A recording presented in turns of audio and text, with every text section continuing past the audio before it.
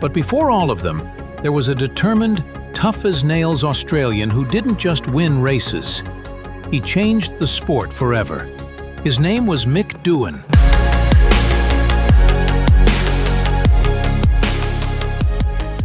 Michael Mick DOHAN was born in Brisbane in 1965. Unlike some champions, he didn't come from a wealthy family. He didn't have the financial backing of wealthy sponsors. What he did have was a childhood surrounded by bikes, dirt, and the wide-open spaces of Queensland. As a young rider, Mick developed his craft on dirt tracks and road circuits around Queensland and New South Wales. He didn't immediately stand out as a child prodigy. In fact, his progress was steady rather than spectacular. But what marked him early was his toughness, his refusal to give up when others might have folded. By the mid-1980s, DOHAN was carving out a reputation in the Australian superbike and Japanese racing scenes.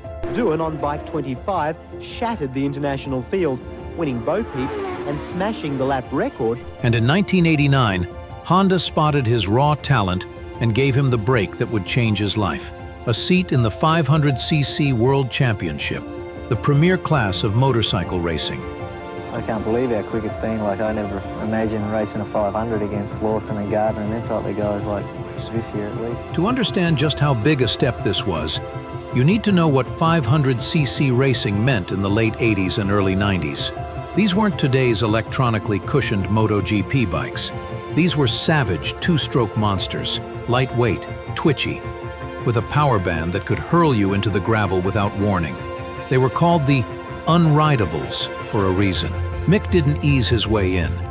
He was thrown straight into the lion's den against names like Wayne Rainey, Kevin Schwantz, and Eddie Lawson. All tough champions. But instead of being intimidated, DOHAN relished the fight. By 1990, he was already a podium threat. By 1991, he was winning races. And by 1992, it looked like destiny had arrived. The 1992 season was the breakout year. Riding Honda's NSR 500, Mick came out of the blocks firing. He won 5 of the first 7 races, crushing his rivals with a mix of aggression and consistency. His style was unique, less about finesse, more about muscling the bike into submission. The NSR 500 was a beast, but Mick rode it like it was an extension of his body. By mid-season, he had built a commanding lead. Australia was buzzing. Here was a homegrown rider about to take the 500cc crown and etch his name into history. It was the first great high point of his career. The mountain peak was in sight. But racing, like life, is unpredictable. And just when it seemed the world was his, disaster struck. A lot of fun when you get it right, but the other side of the coin isn't that great. On June 26, 1992, at Assen in the Netherlands, DOHAN's championship dream shattered. During qualifying, he suffered a horrific crash. Both of his legs were smashed. The injuries were so severe that doctors considered amputation. Complications set in at the hospital there, and I almost lost my leg. At one point, he was within hours of losing his right leg to infection. Emergency surgery saved it, but the damage was catastrophic. Nerves destroyed, muscles gone, a body forever changed. Mick went from leading the World Championship to lying in a hospital bed, unsure if he would even walk again, let alone race. His title challenge evaporated. Wayne Rainey, his rival, went on to take the 1992 championship, while Mick watched helplessly from the sidelines. It was the lowest of lows, a cruel twist of fate. For many riders, that would have been the end. Retire, accept the injuries, move on. But Mick DOHAN wasn't wired that way. The road back was brutal. Endless surgeries, physiotherapy that pushed him to tears. His right leg would never fully recover. He couldn't use the rear brake in the traditional way anymore. For most riders, that would have been a career-ending limitation. Instead, Mick and his Honda team came up with an ingenious solution. A thumb-operated rear brake mounted on the handlebar. It allowed him to control the rear wheel with his left hand rather than his damaged right foot. It was a radical innovation, something never seen before at the highest level. But for Mick, It was survival. And soon, it became an advantage.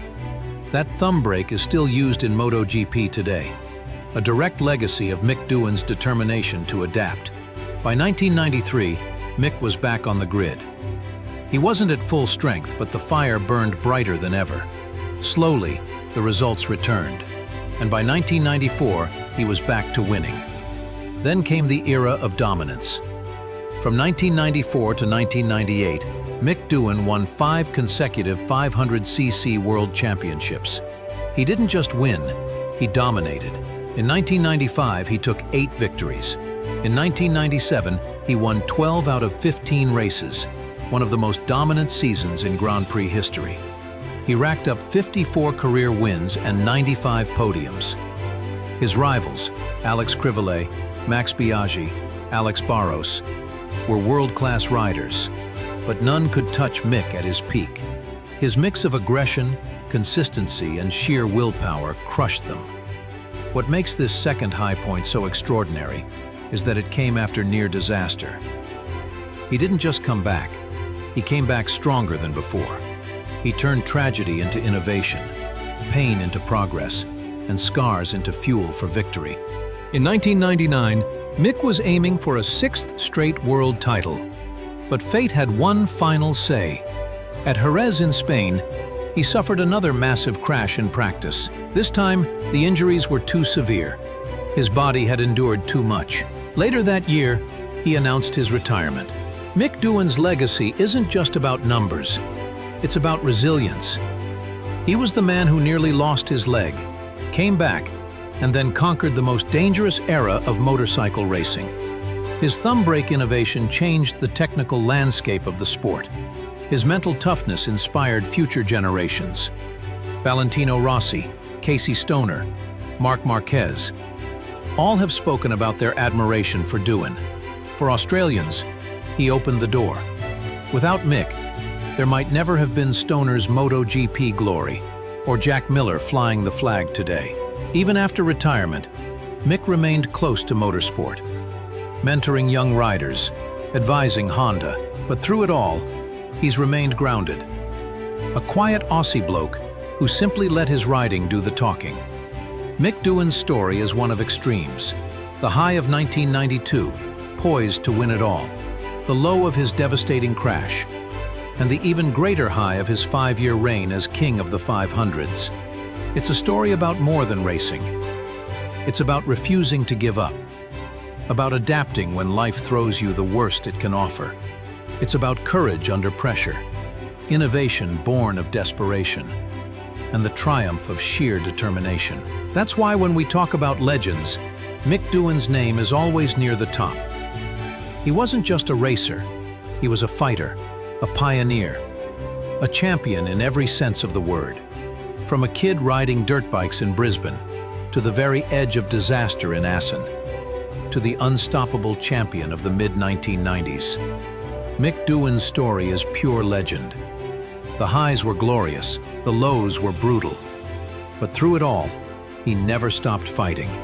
And that's why Mick Doohan will forever be remembered as not just a champion, but the legend Mick Doohan.